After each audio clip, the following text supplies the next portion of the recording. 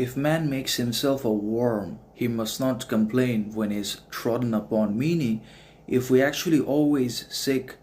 pursue, chase external validation, approval, attention, as well as the others' judgments, opinions, thoughts, perceptions, ideologies all the time, and even if we manage to possess, get all that, even if they accept us, then also we run the risk of eventually being trashed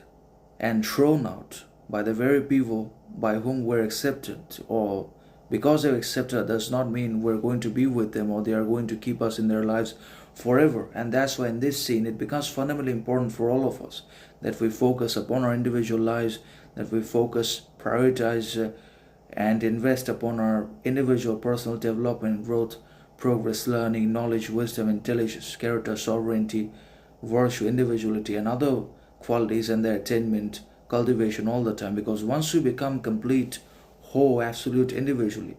then we no longer run the risk of desiring, wanting external validation, money, fortune, fame, attention of any kind from the one another, and we cannot be thrown out, trodden upon either, because we're individuals, because we're self-sufficient, because we're emotionally, mentally, psychologically, practically efficient, sufficient enough by ourselves on the basis of our talent, knowledge, skill, authenticity, faculty, intelligence, etc. But when we become dependent upon the one another for our own validation, approval, attention, then that ultimately leads to the creation of a potentially fragile society and a complex state of affairs in which no one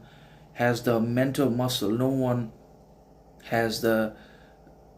powerful backbone anymore to stand up on their own, but only on the basis of the one another's validation, approval, attention that is fragile anyways, that fades because it's conditional, because it's removed from our control, power, decision, ambition all the time. And that's why when we desire the other's validation, approval, attention, acceptance, appreciation, and when we manage to possess, get all that, when they give us all that we want, then we make a dangerous pact and a fundamentally counterproductive agreement with the modern society, with the collective, the masses, in exchange